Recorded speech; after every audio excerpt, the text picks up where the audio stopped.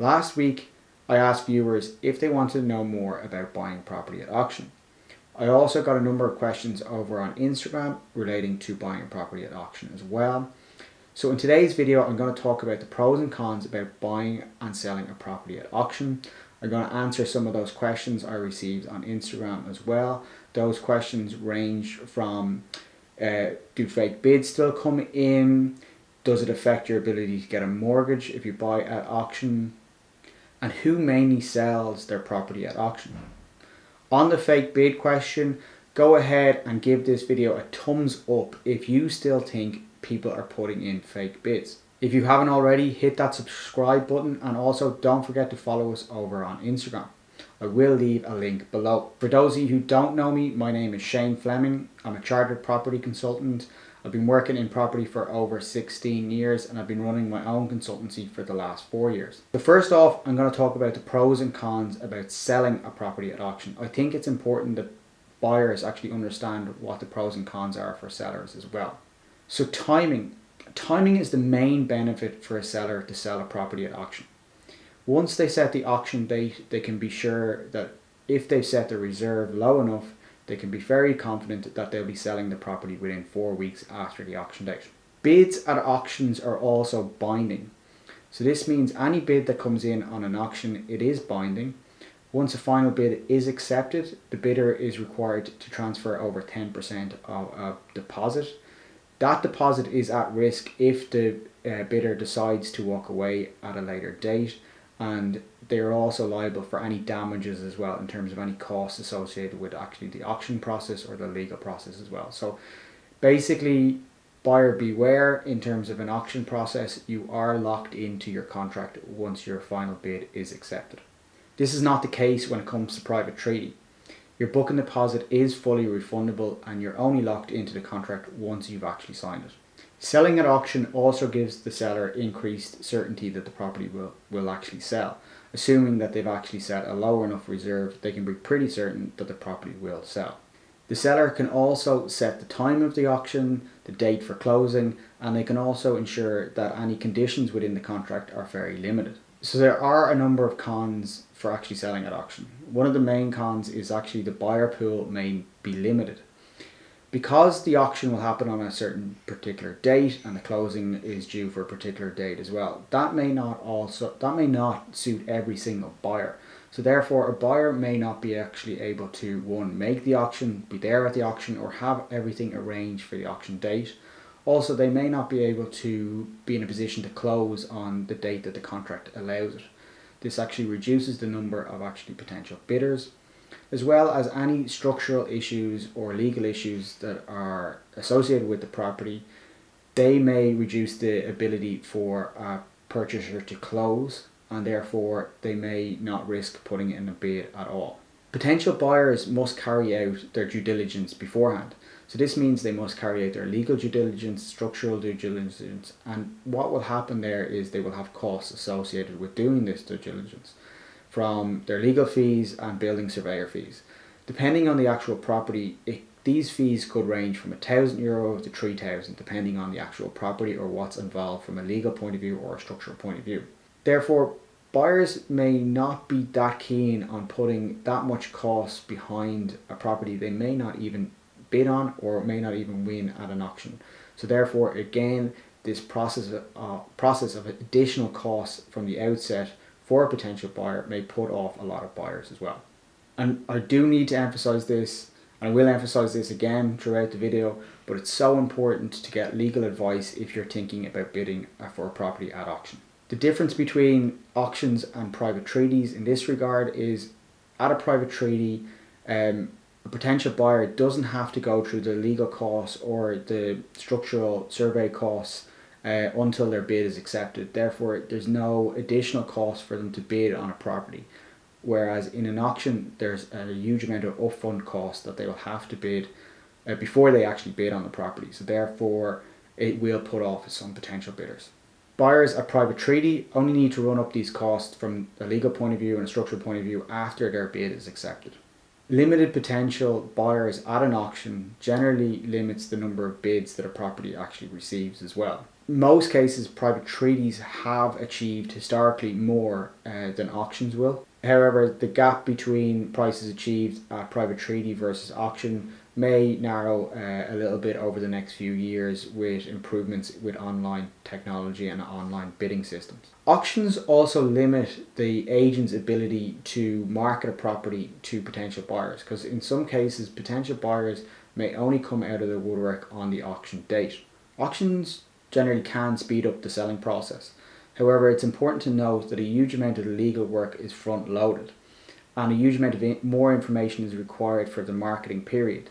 Information from the contracts, compliance documents, planning documents, fire regs, and a host of other documents are required during the marketing period, where that's not required till after you've gone sale agreed in private treaty. So why might a seller opt for an auction if there's a risk they won't achieve a good price?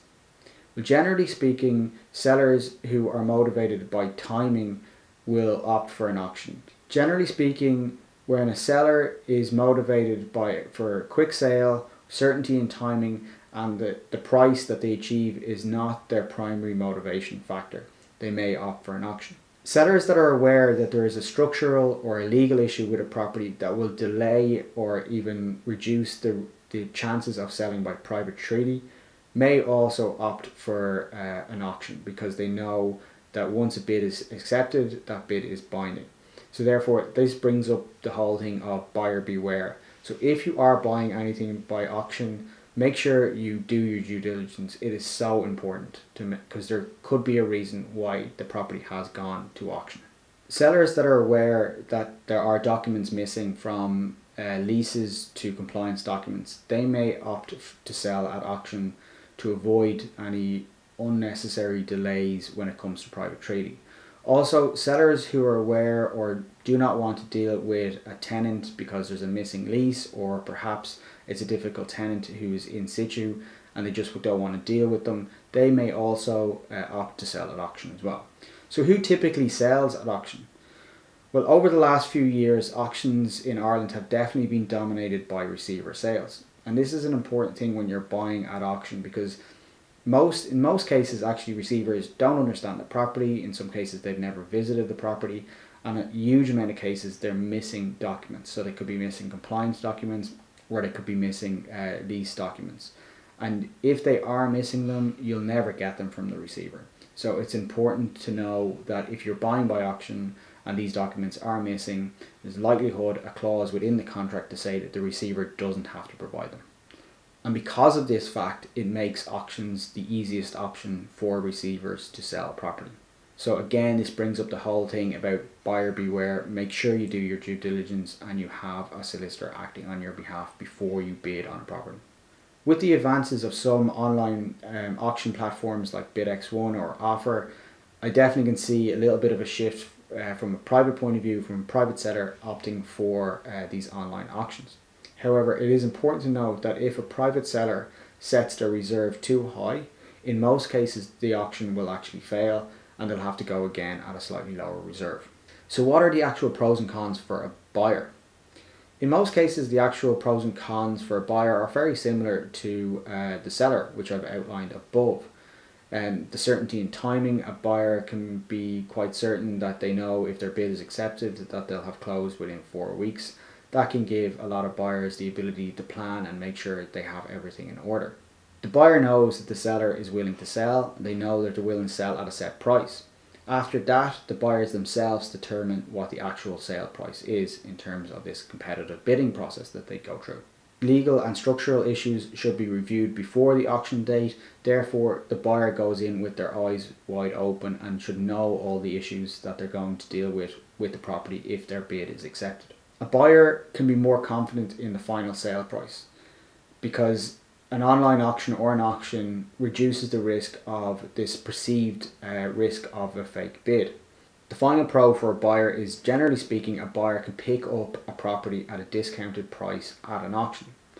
This is not always the case. I have seen it where buyers actually get too competitive and pay way over the odds for a property, but generally speaking, people do pick up properties at a discounted price at an auction. So what are the cons of buying at auction? There are several disadvantages for the buyer when buying a property at auction. The first one is that the buyer will have additional costs from legal and structural costs, and as I said, depending on the property, this could range from €1,000 to €3,000 in regards to additional legal costs and additional building surveys, because you're going to have to do your work before the auction date, and you could end up spending a considerable amount of money and decide not to buy or not even to get involved in the auction because you found a certain issue. If your bid is accepted, you are required to pay a 10% non-refundable deposit. Therefore, if any issues with the property arise after the auction date, you are going to be stuck into that contract, and if you decide to pull out of it, your 10% is at risk, and you're also at risk of being sued for damages as well. You also have to be mindful of the fact that you need to close within 4 weeks of signing that contract. So therefore, you have to be very confident that you will have the funds available from your cash funds or from your lender, that they will be available within 4 weeks for you to actually close that property. Auctions generally happen over a short period of time as well. They can happen over an hour or 2 hours online. This doesn't allow buyers to carefully consider their bids, and I've seen it happen loads of times where people get into a competitive bidding process and there's a drive to win and there's a drive to actually get this property, and they overpay for the actual property. What I would always recommend in this case would be to set a maximum bid, and make sure you do not go over that, and set that maximum bid before the auction date. Another disadvantage for auctions for buyers is, generally speaking, the auction date is a set date, so you have to make sure you're available for that date, and the closing is also a set date as well. That can put off a lot of buyers because they may not be available for the auction date, and two, the actual closing date may not suit them either. In some cases, a lot of buyers may need to have their property sold before they can go and bid on a property at auction if they're trading up or trading down, and this doesn't allow a huge amount of flexibility for potential buyers.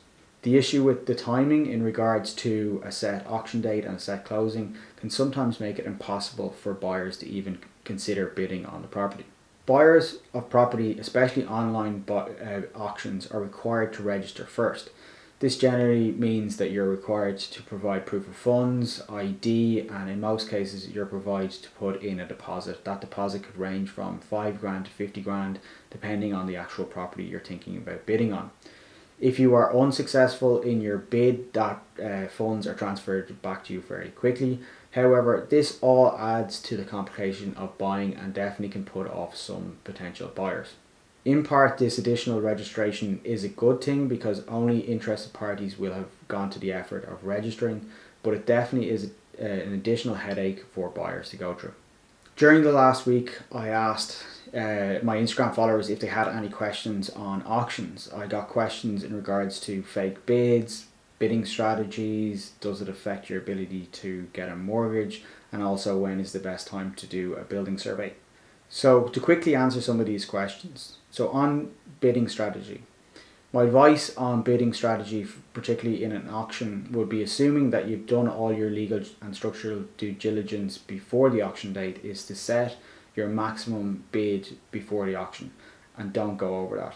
After that, every property will be different and every strategy adopted should be slightly different, but you need to determine, are you going to be one of the first bidders, so are you going to bid straight away, or are you going to just sit back and let's see what happens and then develop your bidding strategy based on actually how the bidding is proceeding on the property.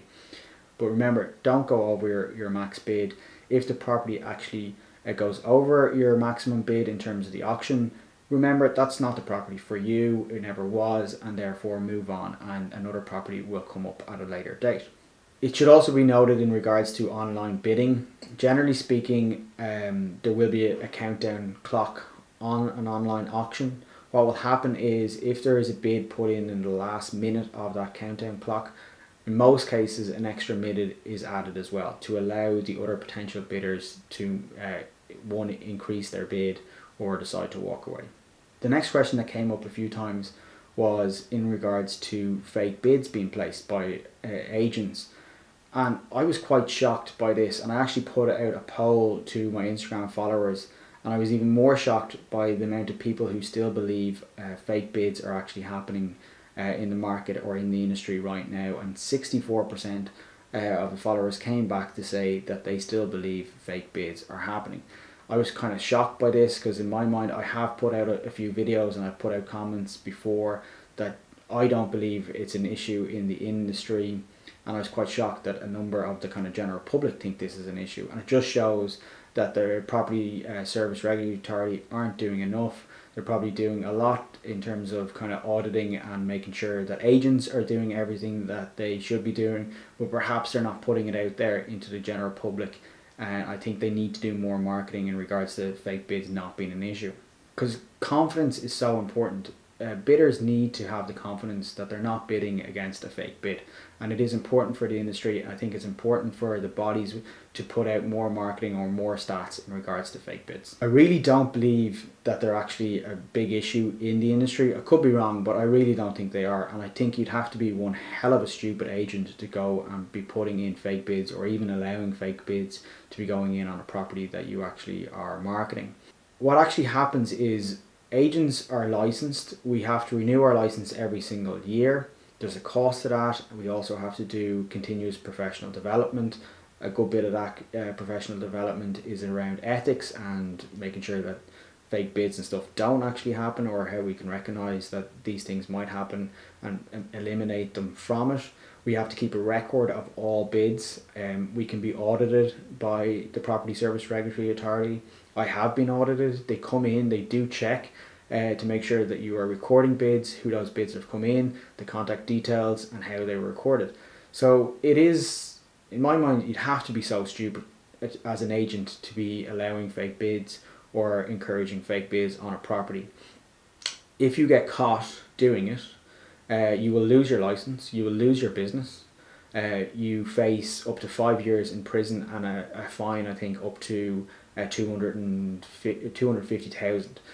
So why in God's name would an agent risk putting in a fake bid for a property that they may be only achieving like €50 more on a fee? It just doesn't make sense to me at all. And even a risk associated with actually losing a potential bidder, a real bidder. If you put in a fake bid, you could lose a potential real bidder and not actually sell the property at all. So I'm hoping it's not an issue in the industry. Perhaps more marketing and stats need to be done. I do hope that some of the online systems that are out there will hopefully improve the perception that fake bids aren't actually happening.